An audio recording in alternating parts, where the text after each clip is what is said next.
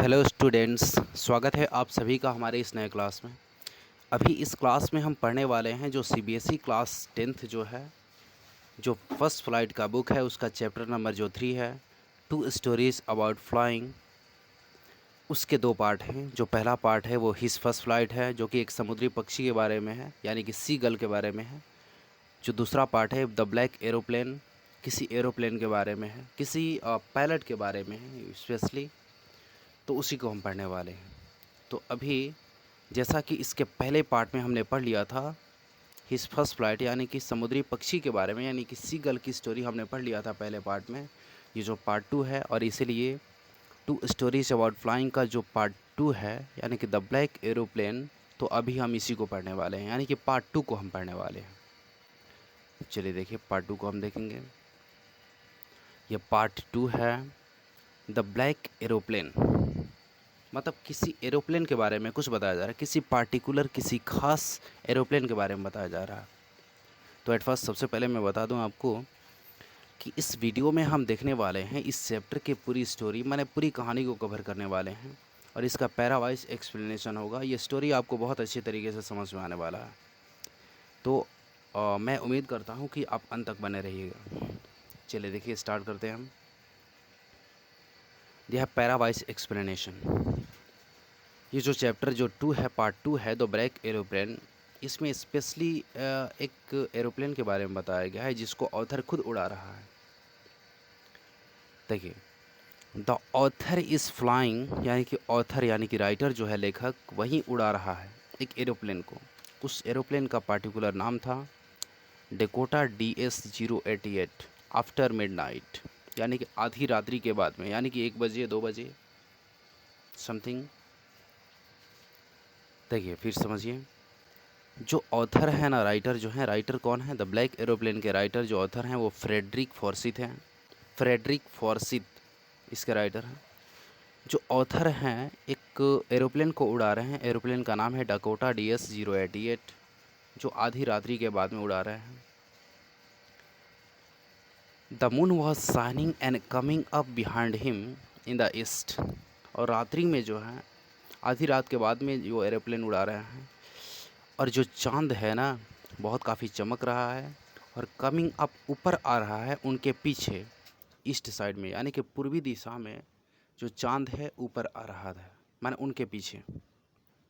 मतलब फिर समझिएगा, जो ऑथर हैं वो एरोप्लेन को उड़ा रहे हैं डकोटा DS-088 को आफ्टर मिडनाइट, और जो चाँद था जस्ट उनके पीछे पूर्व दिशा में ऊपर आ रहा था। यानी इसका मतलब क्या हुआ, वो किस दिशा की ओर बढ़ रहे थे?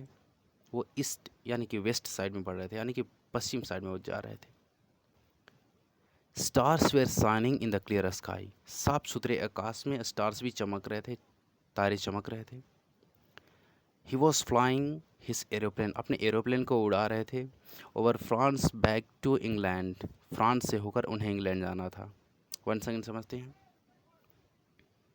जो ऑथर हैं डाकोटा DS-088 को उड़ा रहे थे, मून जो है, चांद जो है, जस्ट उनके पीछे ईस्ट साइड में ऊपर आ रहा था। यानी कि इसका मतलब हुआ कि ऑथर एरोप्लेन अपना पश्चिम साइड में बढ़ा रहे थे।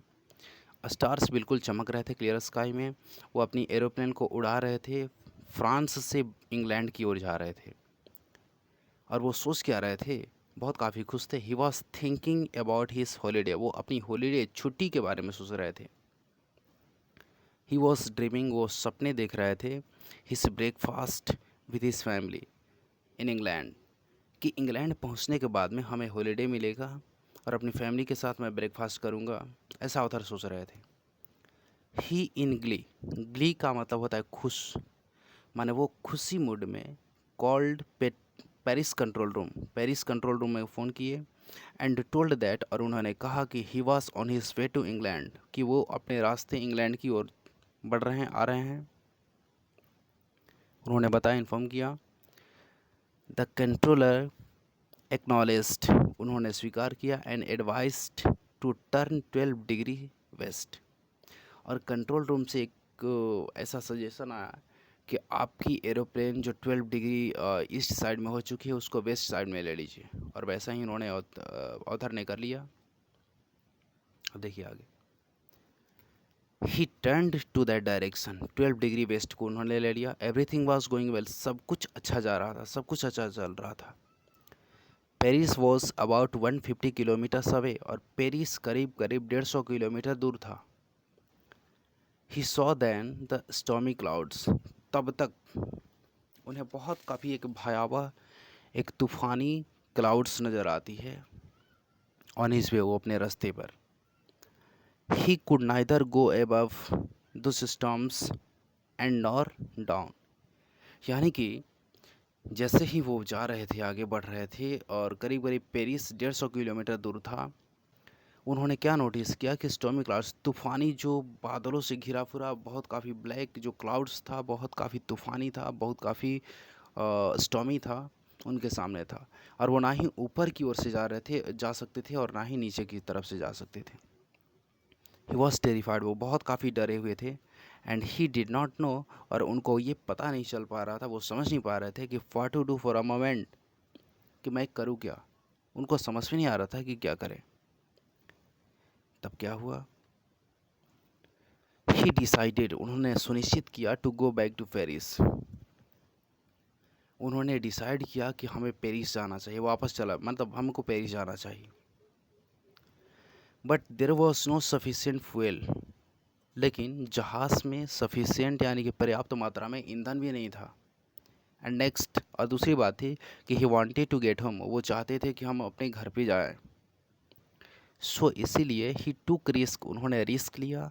And went inside the storm, और स्टॉर्म यानी कि तूफ़ानी हवा में चले गए, प्रवेश कर गए, कि जो होगा देखा जाएगा।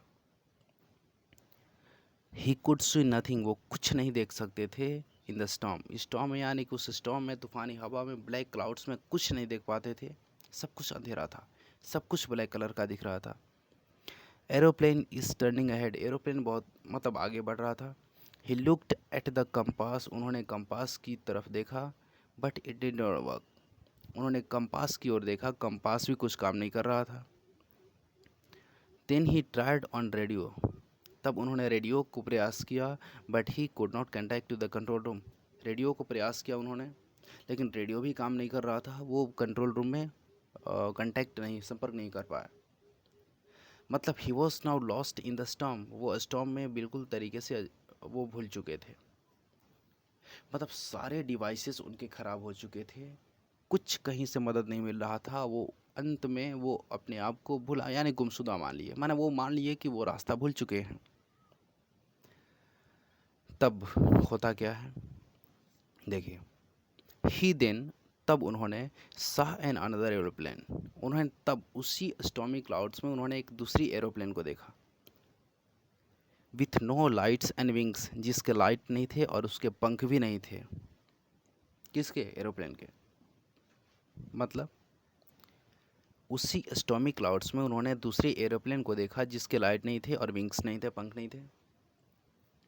तब उनके अंदर एक हौसला आई, उनके अंदर कुछ हिम्मत आया, यानी कि दूसरे एरोप्लेन को देखकर भी उन्हें हिम्मत आया।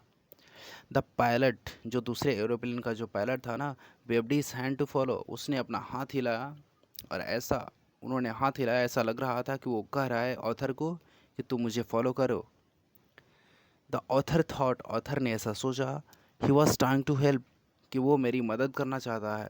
सो he followed him like a child, इसीलिए ऑथर उस पायलट की बच्चे की तरह उसकी फॉलो कर रहे थे। ही लुक्ड एट फ्यूल, उन्होंने ईंधन की तरफ देखा, and found it service for less minutes, author ने अपनी ईंधन की तरफ देखा और उससे पाया कि बहुत काफ़ी कम समय के लिए पर्याप्त मात्रा में हमारा ईंधन है। ही वॉज टेरिफाइड, वो बहुत काफ़ी भयभीत था। And he felt to go down, उसने महसूस किया, ऐसा महसूस किया कि अब पायलट हमको गो डाउन यानी कि नीचे की ओर इशारा कर रहा है और नीचे वो कर रहे हैं। तब तक उन्होंने महसूस किया कि हमारी जो एरोप्लेन है वो लैंड करने जा रही है, यानी कि नीचे जा रही है। देखिए ऑलमोस्ट अंत में देखेंगे। सडनली, अचानक हुआ क्या चीज़ कि he felt he was on the runway, तब तक अचानक उन्हें महसूस किया कि उनका जहाज़ अब एक रनवे पर आ चुका है, यानी कि किसी मतलब किसी हवाई अड्डे पर आ चुका है, रनवे पर आ चुका है। He looked back to thank the pilot, उन्होंने पीछे की ओर मुड़ कर देखा ताकि उस पायलट को थैंक बोल दें, हम धन्यवाद दे दें। But the sky was empty, लेकिन आकाश बिल्कुल ही खाली था। He hurry to the control room में तुरंत गए एंड उन्होंने पूछा, कुछ सवाल पूछा। सवाल ऐसा पूछा कि जो पीछे जो एरोप्लेन था जिसने मेरी मदद किया वो कहाँ पर है।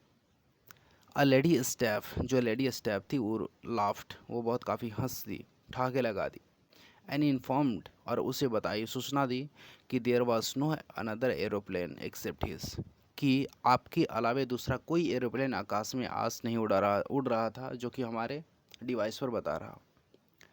The author remained surprised, author बिल्कुल ही आश्चर्य रह गए। मतलब overall conclusion of this chapter is that, जो ये जो चैप्टर है अभी हम पढ़ रहे हैं, द ब्लैक एरोप्लेन, ये स्पेशली लिखा गया है, ये द ब्लैक एरोप्लेन फ्रेडरिक फॉर्सिथ के द्वारा। ये स्पेशली किसी एरोप्लेन के बारे में है जो एरोप्लेन ब्लैक क्लाउड्स में गुम हो जाती है, यानी कि भूल जाती है।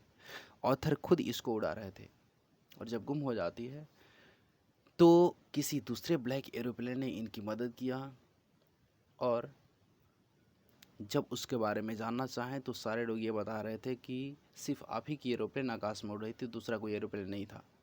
और ऑथर इस पे सरप्राइज हो जाते हैं, और उनको ये पता नहीं चल पाया कि कौन ऐसा पायलट था जिसने मेरी मदद किया। तब उन्होंने ये स्वीकार किया, उन्होंने ये एक्सेप्ट कर लिया कि कभी कभी इंटरनल पावर जो होती है ना, वो भी हमारी मदद कर देती है। Okay, that's all. मतलब देखिए, इस चैप्टर को मैं उम्मीद करता हूँ कि अच्छे तरीके से आपको समझ में आया होगा। अगर आपको समझ में अच्छे से आया है तो वीडियो को लाइक कीजिए और दोस्तों के साथ शेयर भी कर दीजिएगा। अगर आपने सब्सक्राइब नहीं किया होगा तो सब्सक्राइब ज़रूर कर लेंगे। और हाँ, अगर आप चाहते हैं कि दूसरा कोई चैप्टर अपलोड हो ग्रामेटिकली पैटर्न पे, ग्रामर से संबंधित, राइटिंग सेक्शन से संबंधित, कंप्रीहेंशन से संबंधित या कोई चैप्टर, तो आप कमेंट बॉक्स में लिखिए। अगर कोई डाउट है फिर भी आप कमेंट बॉक्स में लिखिए, मैं उसका जवाब देता हूँ। चलिए, ओके, थैंक यू।